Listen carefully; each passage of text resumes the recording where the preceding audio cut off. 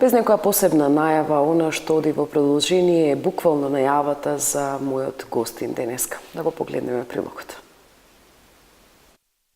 Дали човекот ги заборавил етичките, религиските и моралните принципи и вредности? Дали денес човечката цивилизација се познава себе си?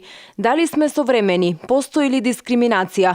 Ова се дел од прашањата кои се поставуваат преку најновата представа на Битолскиот народен театар Грилпарцер во Секс шоп, по текст на Питер Туринија во режија на Јован Ристовски, која својата премиера ќе има оваа среда со почеток во 19 часот и 30 минути на сцената под ротација. Борува за теми внатре многу конкретни, всушност на ликот на Елена Моше кажува зошто луѓето едноставно не можеме да се сретнеме, зошто едноставно немаме дискусија. Таму во тој случај во представата се случува помеѓу едно класично битие, односно архетипно маж и жена, но во принцип тоа отвара многу поголеми, пошироки прашања како и на домашната, така и на светската политика во секаков контекст, од политички до научно образовен. Приказната на представата Грилпарцер во Секс шоп ја сочинуваат два карактери, мажот и жената, кои ги толкуваат Елена Моши и Александар Копања. Мажот е продавач во секси шоп кој работи на процент од продадените продукти, а жената е една префинета разведена дама од високо општество, која првпат влегува во секси шоп. Текстот воопшто не е комичен.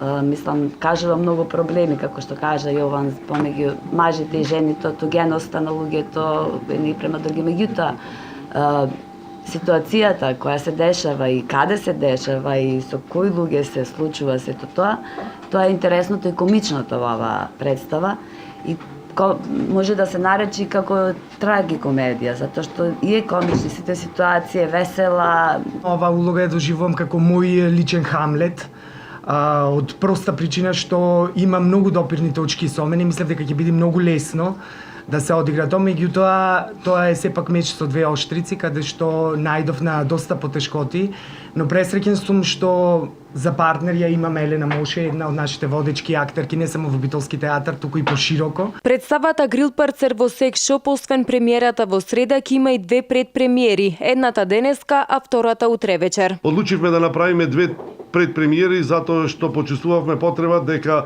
представата треба да се дооформи во интеракцијата со публиката, затоа што е тоа особено важен момент и според двајцата актери кои учествуваат во неа и според режисерот. Режисерот Ристовски вели дека представата Грилпарцер во Секс шоп изобилува со хумор, а во исто време се работи за комплексен текст кој отвара многу теми.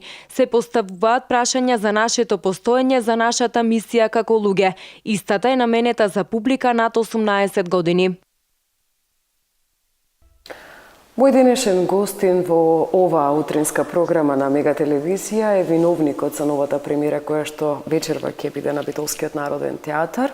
Здраво, Јован, како си? Добро утро, супер.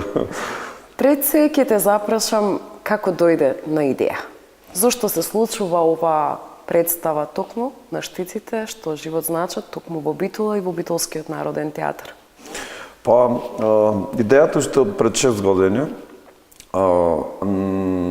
како иницијатор всушност на целиот проект е Александар Копања, актерот, кој случајно ми го даде текстот и уште од првиот момент кога го прочитав, знаев дека би сакал да го работам ова и еве после 6 години некако се наместиле коцките за да се работи. Но во принцип јас милувам современи текстови, бидејќи текстот е современ.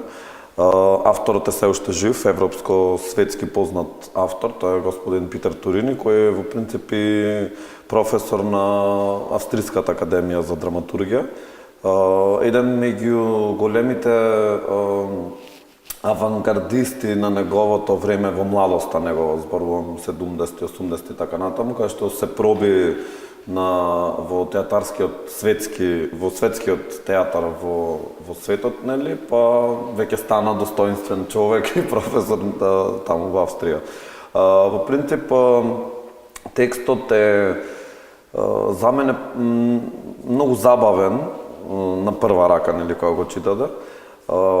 И тоа се всушност два лика карактери во текстот кои имат дискомуникација, значи воопшто не се ни слуша. Немат како да кажам, сексуална привлеченост како ликови и затоа и таков е кастингот всушност во представата, каде што игра продавачот, односно мажот Александар Копања и жената, односно купувачот Елена Моша. И нормално и тие како актери кои го носат хуморот во себе, како луѓе и како актери, како креативци, заедно со мојата речја која би ја нарекол невидлива во овој проект, доаѓа до израз. И затоа се случува, всушност направивме на современа комедија со еден посовремен хумор. Се разбира, има и некои нели одредени хумористични делови на кои верувам дека и младите и постарите веќе реагираат, бидејќи веќе имавме 3 изведби, денес е премиерата.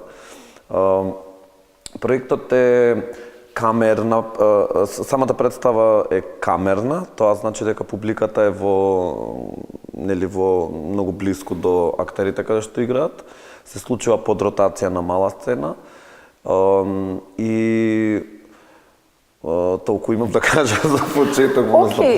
Ќе го значи слушнавме што е оно што го опфаќа генерално, кои се актерите, како ќе биде изведена, каде ќе биде изведена. Познавајќи те многу долго, така да речем, нели, ако јавноста не знае, ние учевме заедно во средно и се знаеме од мали нозе. Не е твое прво дело, меѓутоа секогаш си пимпирлија по-битолски кога станува збор за избор на текстот, кога станува збор за обработка на одредена тема која што треба да се постави на сцена. Ова е едно такво дело, меѓутоа, ајде вака да свртиме приказната. Пластиката денеска, лажното денеска, дискомуникацијата во реалноста. Јас си ти конкретен пример, 15 години не сме се видели.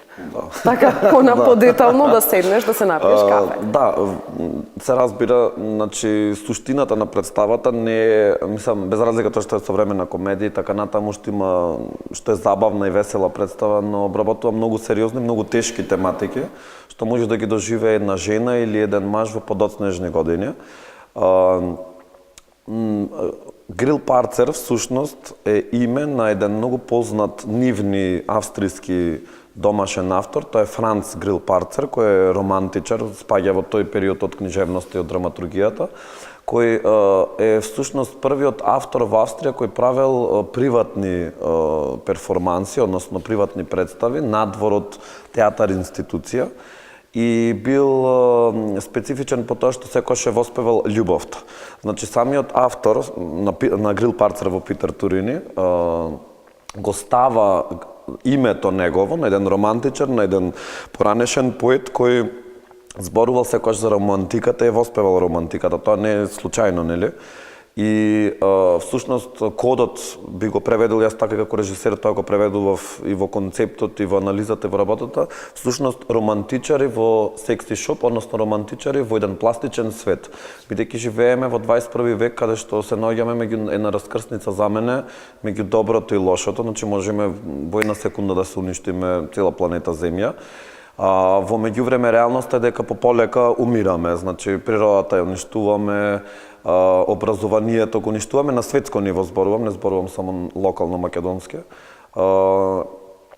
Исто така, додека медицината може би науката расте во едни сегменти, во друг сегмент скоро 80% од земјава планета се случуваат некои проблематики кои наликуваат како да се од 15 век, од 16 век.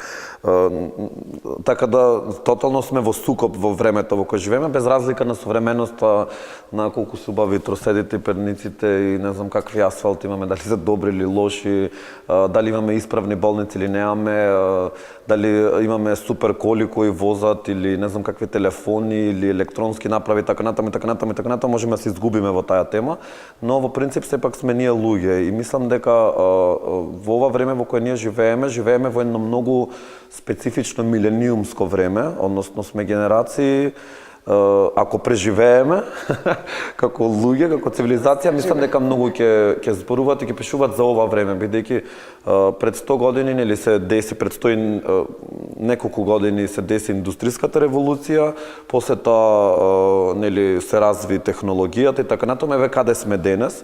И со тој развој, всушност пребрз развој на човечката цивилизација, стигнавме на едно ниво каде што свативме Мислам дека барем сваќаме на светско ниво дека се уништуваме во меѓувреме. Само уништуваме. Да, колку повеќе има прогрес, толку повеќе има и многу дупли се негативните последици. И се надевам дека еден ден ќе го снема светскиот монопол на нафтата и многу други светски монополи кои го држат светот, како и светските банки кои нас ни диригираат како треба да живееме, какво да биде општеството и така натаму. Тоа се мислам многу големи високи политики за кои јас не сум ни доследен да давам решенија, но сум доследен како креативец, како режисер да поставувам прашања на кои би требало секој граѓанин да ги одговори тие големи прашања, како и самите нели влади на секоја земја во светот. Така да всушност Грил Парцер, повторно ќе повторам, е романтичар, односно човечката природа сместена во овај фейк свет, во овај вештачки свет. Бидејќи сепак ние сме од месо, од крв и од каде што духовното е многу побитно од тоа материјалното. Се разбира официјално ние живееме во материјалниот век, кој мислам дека веќе го достигнува својот врв и дека што повеќе, ме разбирате. Така да мислам и верувам, јас сум позитивец, дека во иднина ќе биде многу подобро и на светско ниво повторно зборувам, без разлика на Македонија се што се случува и дека ќе доживееме, да ја кажам, втората ренесанса од нашата пишана историја која ја познаваме и дека ќе се вратиме на духовното, односно како во ренесансата што се случува, ќе се вратиме према себе си, односно према човекот и да се преиспитаме ние што сакаме, што не сакаме, што е добро и што е лошо.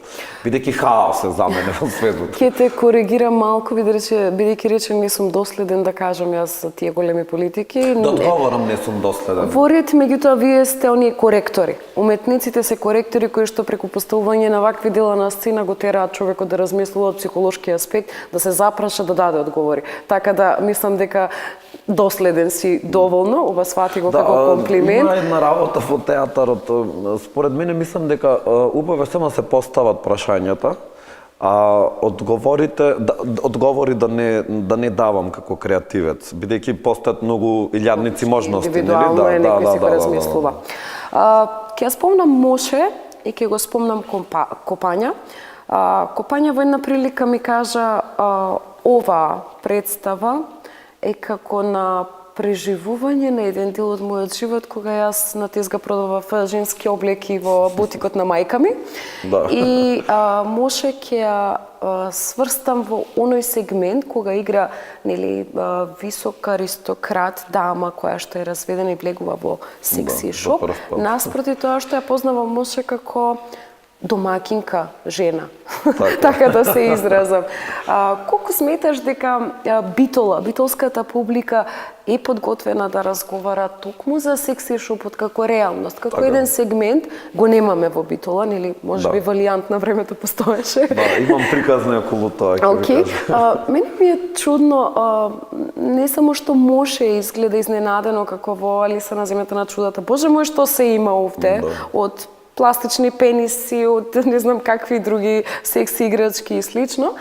Меѓутоа, многу од нас никогаш не биле во тој секси шоп.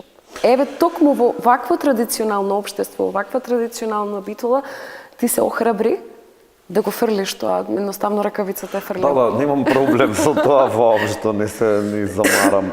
Видете,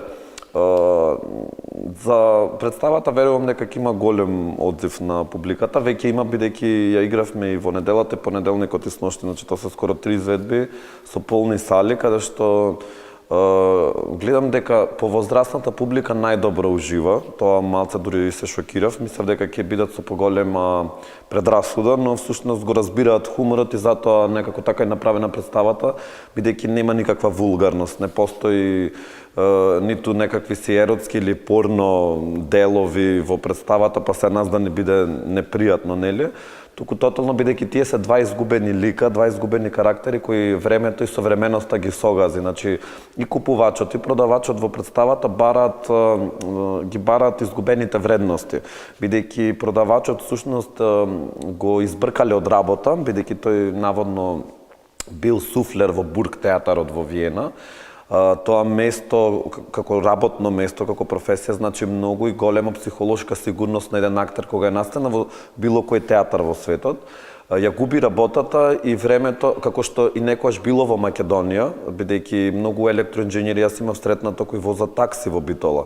Значи зборувам генерации кога можеби јас бев дете, не знам, 7, 8, 9 години, односно со приватизацијата на Македонија која се појави 92-93, не ме фаќа за збор точно која година. Така да таа приказна што Копања всушност го игра карактерот, ние ја живееме, ја живеат нашите родители, дел од граѓаните во Битола, мнозинството.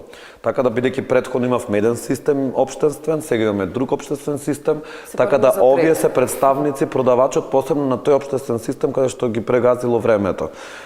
Нели имаше големи отпуштања од работа и така натаму, и луѓето по полека, меѓу кои моите родители исто така се сноѓале, за да влезат во тој приватен сектор, за да дојдат до некаква екзистенција, нели?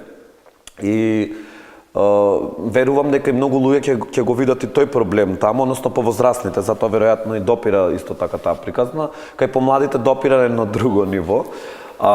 Не е нешто што всушност овој текст не е за мене дека не припаѓа во Битола или дека нема да биде прифатен.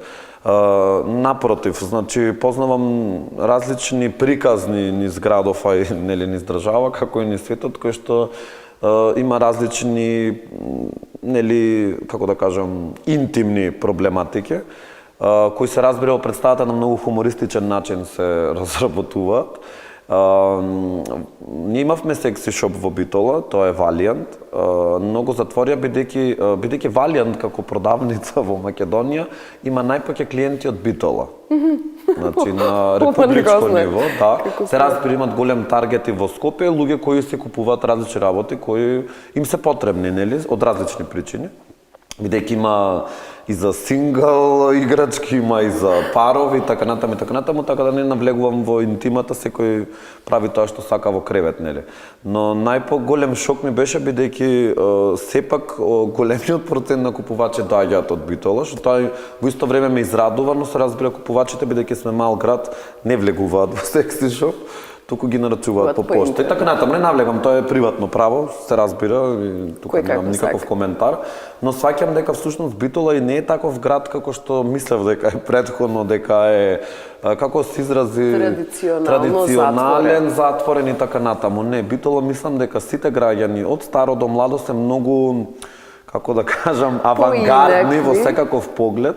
Дури Битола многу често Па тоа знаете како е една прекрасна ливада со цвеќиња и дрва и коњи трчаат, пеперуки летаат и во еден момент го вадите каменот од ливадата и долу има многу мравки, многу црвчиња и многу такви инсекти, викаш ау, нешто ќе ти се згади од тоа.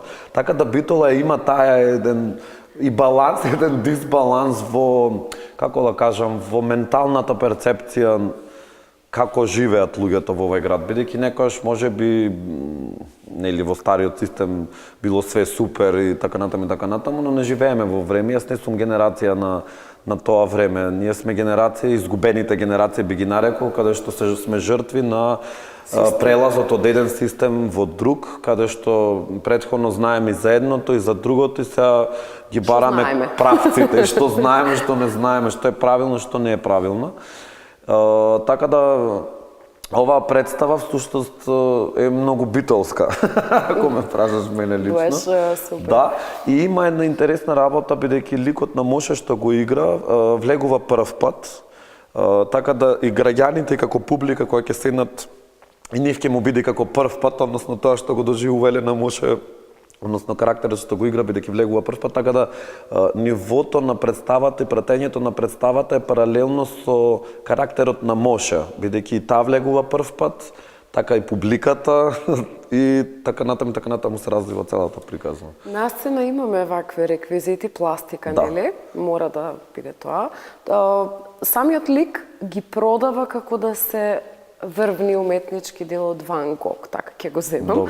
Тој си работи работата најдобро бидејќи е на процентот продаден производ. Колку беше тешко да ги набавиш овие реквизити или се изработија во театар? Не.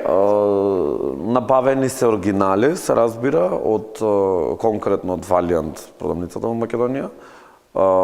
Имаме се разбира ние театарски некои, како да ги наречам, сценски елементи кои представуваат некако вид на скулптура или како на уметничко дело, нормално во форма на во различни форми. Али да, така е во оваа представа всушност јас ја сместувам намерно, тоа е еден дел од режисерскиот концепт, односно ја сместувам како во музеј. Бидејќи за мене тоа е суштината и на представата, дека вредностите се изместени. Во принцип во музеј се стават вредни артефакти или уметнички дела. Зборувам не само музеј во однос на уметност, туку и музеј. Тоа исто, значи има музеи за нови пронајдоци во медицината или во технологијата генерално се извинувам. Така да секогаш музејот се без разлика за каков музеј станува збор, секогаш се изложуваат најновите, најдобрите и најквалитетните вредности кои мислиме дека се вредности. Дали е тоа слика, скулптура, дали е тоа некаков 3D принтинг или некој нов технолошки пронајдок или некоја нова технолошка кола на струја и така натаму. Така да, бидејќи за мене како креативец, гледајќи го светот денес, како живееме во Битола, како живееме во Македонија, кои се проблемите, како е на Балканот, па како е во Европа, како е во Европска унија, па како е во Америка, тоа крај нема, да вредностите се тотално изместени. Мислам, треба да си слеп за да не ги видиш дека е хаос во светот, значи невозможно е, не знам како да објаснам. Само колку вода се троши, знаеш, еден богат човек, не знам каде читав некој статии, во еден шампон за коса, направен од, не знам, киви, портокал, лимон и не знам какви овоше, не знам колку се потрошени, а во меѓувреме некој нема ни портокал да касни барем едно залаче. Знаете, така да тоа е тотално изместено за мене.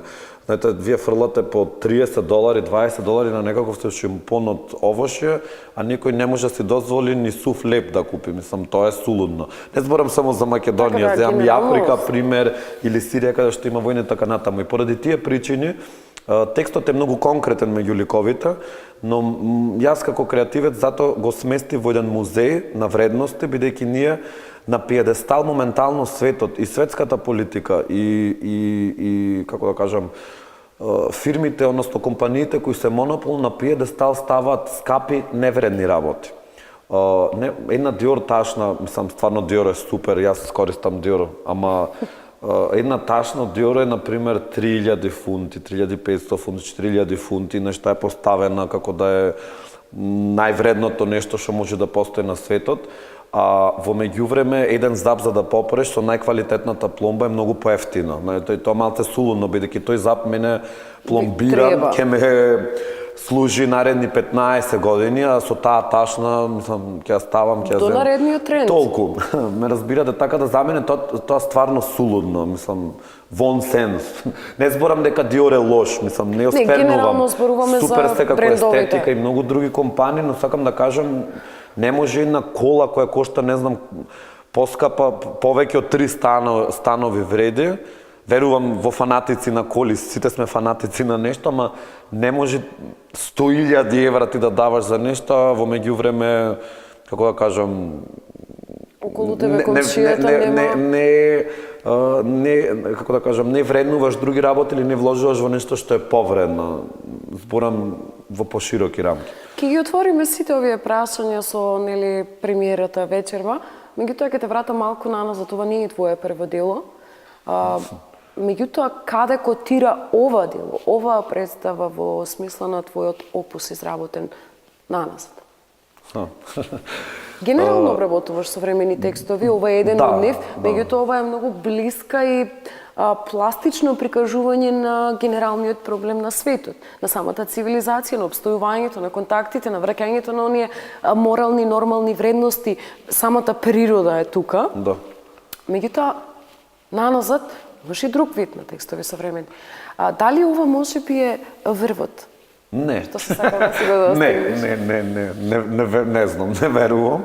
Ова бидејќи ова идеја од пред 5-6 години, значи јас многу пати сум се трудел за да го работам овај текст, но не наидував на соодветна поддршка, дали тоа финансиска или морална или ваква или таква, но бидејќи веќе сум член во ансамблот на Народен театар Битола, ме поддржаа нормално, бидејќи ова е, како да кажам, домашна представа, не е буџетарска представа под Министерство за култура и така натаму официјалната програма, туку е нешто што ние го правиме како продукција во Народен театар Битола со ресурсите кои самиот театар ги има, да, независно од буџетарските програмски представи. И е нешто, ова е, ако ме лично ме прашуваше, на приказна која не ми била завршена пред 5-6 години. Значи, дури сега наишло на услови за да може да се реализира и се разбира во тие 5-6 години идејата растела, за повторно да дојдам на една многу нормална, реална представа, бидејќи пред 4 години или 3, ако ме прашаше, тоа кузе како ќе изгледало и така натаму. Дали, сакам да кажам, сите идеи се не сите поминале многу добро и некако се дошло на еден точен минимал, да кажам, помалку е повеќе. Збор това околу сценографијата и костимографијата, колку тешко се снајда Мицевски во случајов? Видете, Благој Мицевски, Валентин Светозарев се луѓе во Републикава кои работат многу од секогаш, кои имат огромно искуство, во меѓувреме се плюс раководители на театарот, односно Валентин Светозарев е генерален директор, а Благој е уметнички. Значи, тие се, како да кажам, толку играни веќе што дури во најголемиот проблем знаат како да ги решат работите. Благо е костимите ми се чини ги направи скоро месец дена, скоро 6-5 недели пред премиера, што е тоа релативно пребрзо, мислам многу рано како фаза, но бидејќи бевме во тек цело време со проектот, така да некако добро се разбиравме и со Валентин како сценограф и со Благоја. И тоа така мислам, како нормално се случува, бидејќи сме сепак и внатре домашни луѓе. Јас не сум странец, не се странци внатре, така да се знаеме меѓу себе, како работиме, како размислуваме.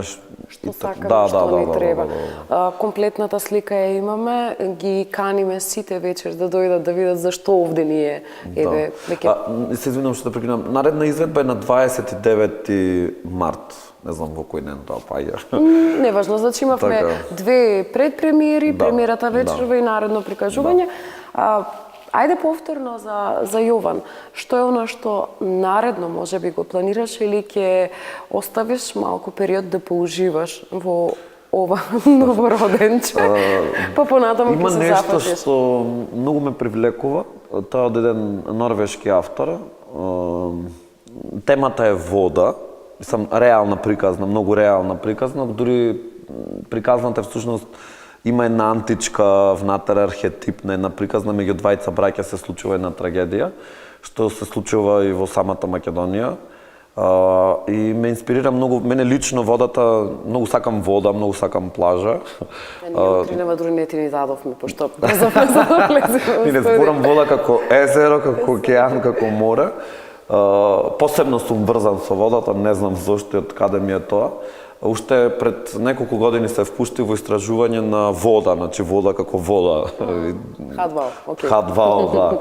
И сакам да направам представа за нашето загадување.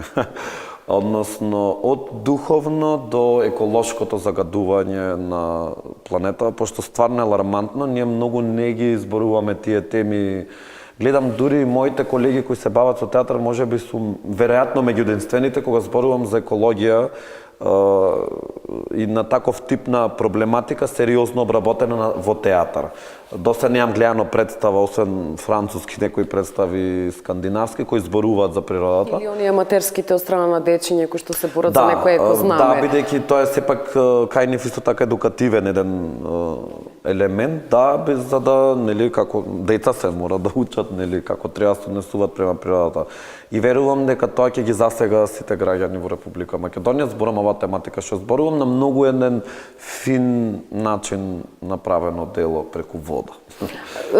Јован, додека бевме во оние средношколски денови, често можевме да те видиме во некоја од проектите на нашата гимназија, кога стануваше збор за некоја драма, некоја драмска секција, рецитал или што ти ја знам. Двајцата сме биле некаде тука. Меѓутоа ти го избра тој пат, јас овој. Значи ли дека оттаму се корените на оно што си ти денес сега? Корените потекнуваат од професијата на татко ми. Татко ми е успешен архитект на генерација на архитекти на Македонија од втората половина на 20 век. Од секојаш сум сакал да бидам архитект. Значи, моите перцепции и знаења за историја на уметност и архитектура и решавање, организирање на простор се на многу високо ниво. значи и дека бев ти се допаѓа решен дека ќе студиово? бидам архитект, молам. Ти се допаѓа студиово, значи решено Да, како имам треба. забелешки.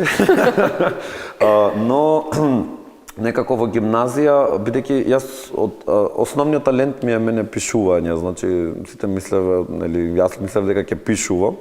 Страста ми е архитектурата, но некако сите тие работи во детството како влијаело пишаниот збор архитектурата ме донесле до театарот, каде што сватив дека во еден момент можам јас да бидам архитект на собствените сонешта.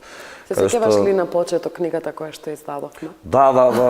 Како Има не. таму наши кои Да. таква работа, рецензентски моменти, нели благодарение на Николина Поповска, поздрав. Од тие поезии од една многу позната режисерка Лилија Баџиева од Бугарија користеше моја поезија од тие времиња, зборам како дете, во Женидба тоа беше многу успешна представа во Битолски театар, Женидба, верувам дека гледачите ја знаат, и беше и представа и за режија, и за на Чернодрински имаше награда и за представа на годината и за режија исто така. И представата завршуваше со моите стихови, што ми беше особено драго, бидејќи Лили е една од многу познатите режисерки на територијава, мислам, на Балканов околу, така да не попуста е тоа. Нема да ми се налутиш, меѓутоа ќе те прашам. Не беше тука, беше надвор од Битола, од неодамна ти имаме повторно назад. Каква е Битола сега, по твоето враќање, како ја гледаш? И, можеби, една визија, каде ќе биде Битола за, не да одам далеко, ама еве за некои добри 6 месеци. Во принцип сум нели некој позитивец, но ако треба да одговорам на прашањето како гледам Битола, ќе биде депремирачки многу одговор и не би го зборувал на глас пред телевизија, пред граѓаните. Сите мои пријатели се одселени. Тоа е една голема трагедија која живеа моментално. Дури некои другари кои се уште сте тука во фамилиарни односи, веќе се во подготовки за селење со сепринови и така натаму. Така да не знам што се случува конкретно во Битола, но тоа е еден генерален проблем за кој никој не разговара официјално и јавно. Еве, користам приликава дека, мислам, не зборам која е причината, никој не окривувам, само морам да кажам реалноста во Битола е моментално е ужасна во однос на младите. Не знам што се случува со постарите генерации, како не прецепираат и како не третираат, не знам, но моите генерации по младите, бидејќи ние сме 3 деца, мојот брат е помлад од мене 9 години, тој не е во Битола, не ни планира да се врати. Така да ова е тема за која многу малку се зборува и се третира. Значи, вистината е дека се одселени многу луѓе млади од Битола. Тоа е де факто. Мислам, кога би почел од моите 10 пријатели во ептен кружи круг, да не зборувам за другите познаници околу мене, значи познам некои добри 100-150 луѓе, мои Близки. луѓе кои ги знам или преку некој друг, кои се одселени. Тоа не е убаво. Значи ли ова дека можеби ти ќе се извлечкаш некаде надвор од град? Јас се вратив пред неколку години. Мислам, јас се сметам граѓани на земјава планета.